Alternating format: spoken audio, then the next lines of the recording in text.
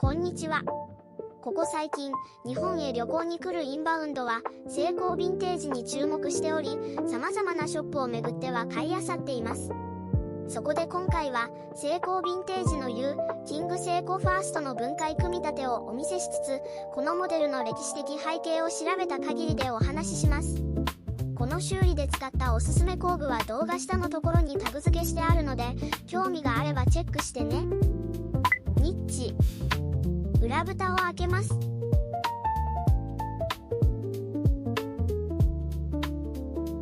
見かけ上は良さそうです。振り角を少し上げたいです。機械をケースから取り出します。押し取りネジを緩めて、ビューズ巻き芯を外し、木止めを外し、一旦蓋を閉め、ベゼルと風防を外し、ひっくり返すと取り出せます。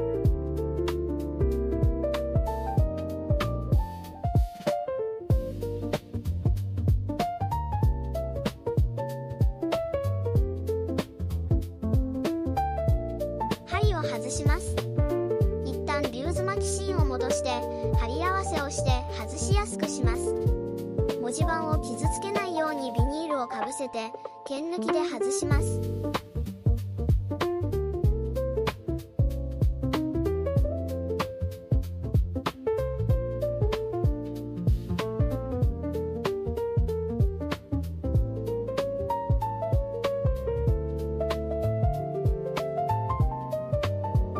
文字盤を外します。大抵のアンティーク時計はムーブメントのサイドに干支ネジという文字盤を留めているネジが2つあるので、それを緩めれば外れます。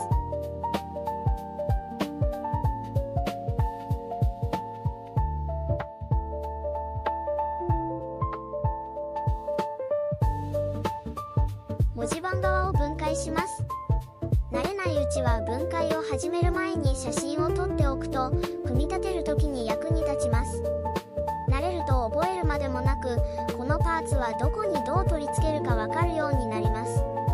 文字盤側は缶抜きバネを飛ばしてなくしやすく、裏押さえバネを折りやすいので慎重に作業しましょう。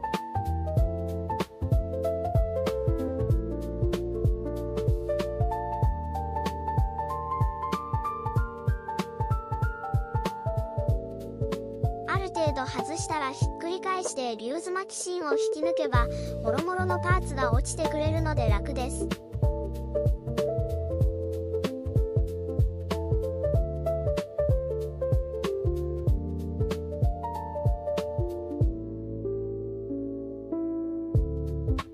ゼンマイが巻かれて動いている場合は、小ハゼと角穴車との噛み合いを外してほどきます。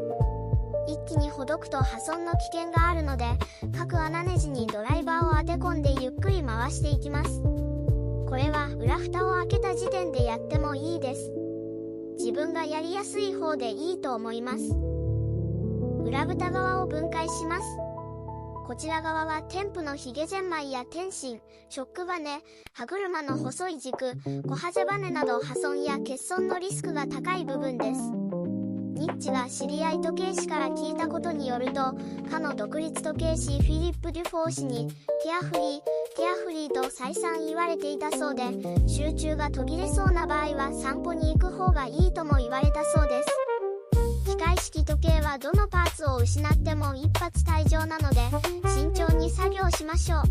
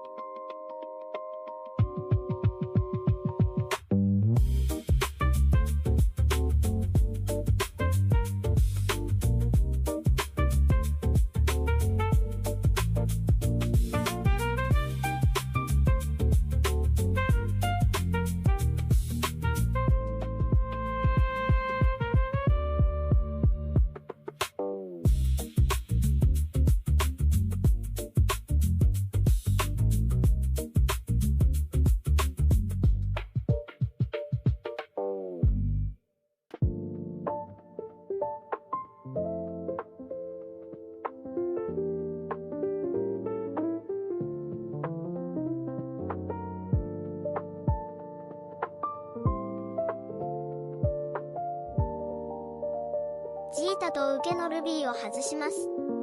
状態にもよりますが、ニッチ的にはアンティーク時計を扱う際には全てのパーツを外す必要はないと思っていて、今回の個体のように調子が良くて汚れも少ないという場合にはいくつかの耐震ルビーはバネが折れるなど経年の劣化により外す方がリスクになりうることがあるので、外さずとも綺麗にできるのであればそれで良しとすることがあります。リスクを取れるか取れないか、個体の状態を見てのケースバイケースですね。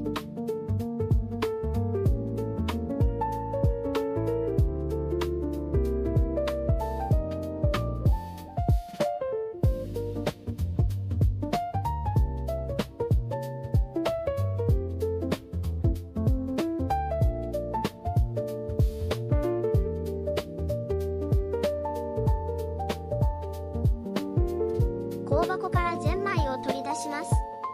この作業は念のため保護メガネ着用で行いましょう。アンティークの場合、ゼンマイを取り出すのもリスクになることがあって、特に香箱内壁に引っかかる部分や自動巻きだとスリッピングアタッチメントの部分が取れちゃったりと恐る恐る作業しています。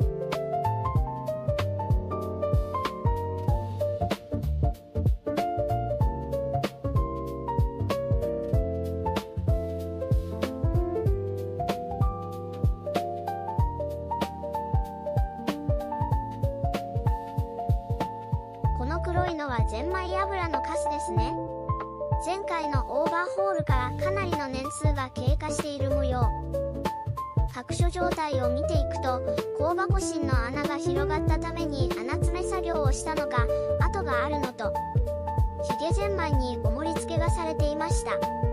これはヒゲゼンマイの重心移動による影響をキャンセルしようというもので、取り付け位置は内端から90度とのこと。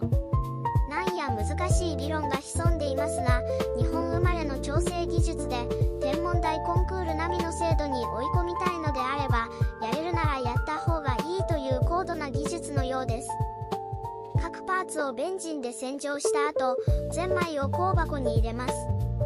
保護メガネ着用で手作業で行っていますが、ゼンマイ巻き機があればそちらを使った方が簡単です。手作業だとゼンマイに癖をつけてしまったりするので。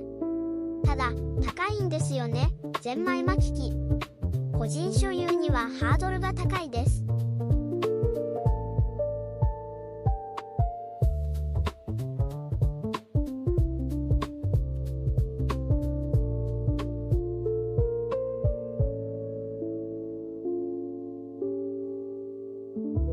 ゼンマイに油を刺すかについてはアンティークなら刺した方がいいと思います。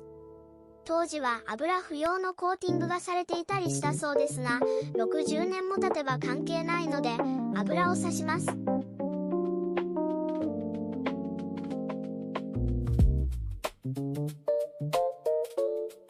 耐震ほかルビーを組み付けます。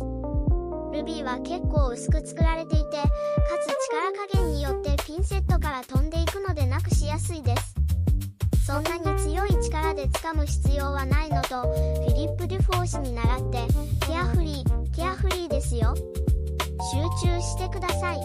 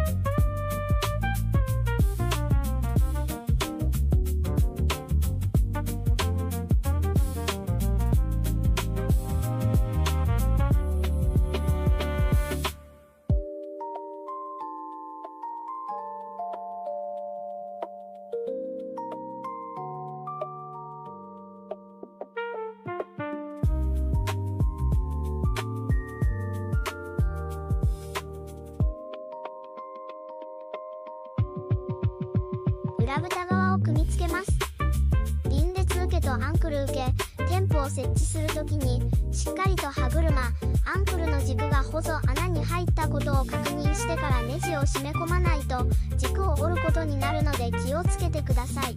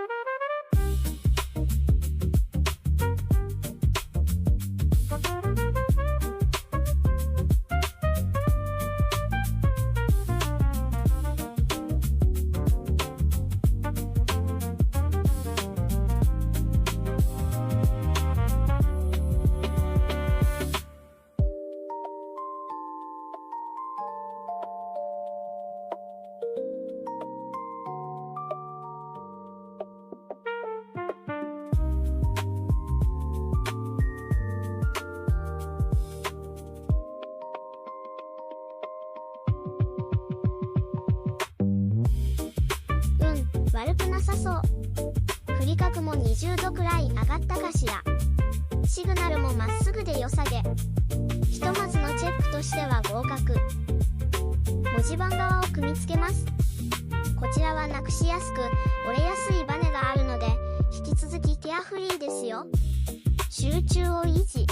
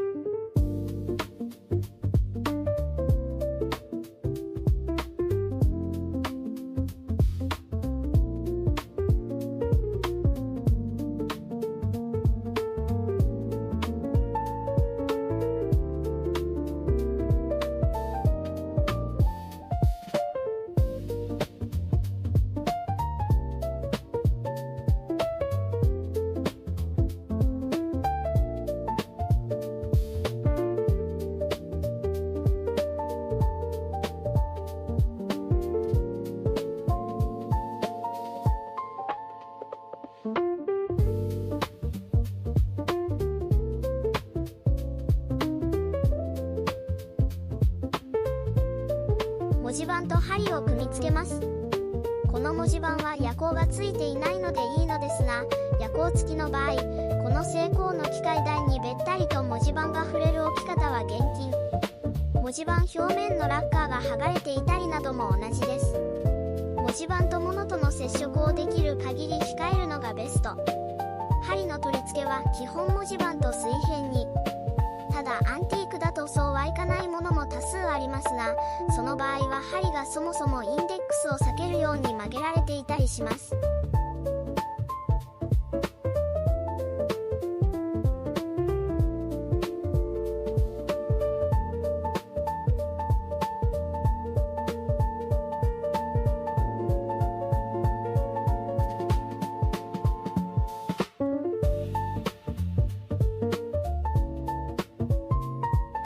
組み込みます。ケースはあらかじめ超音波洗浄などできれいに汚れを落としておきます。また裏蓋のパッキンも新しくします。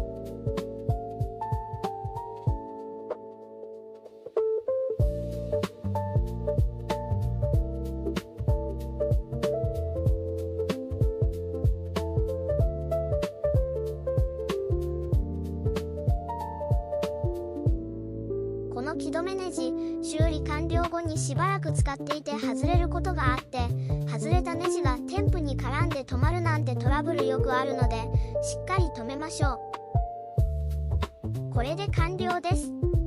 お疲れ様でした。文字盤上の平置きで日差プラス11秒、ビューズ下の縦姿勢でプラス15秒程度に落ち着きます。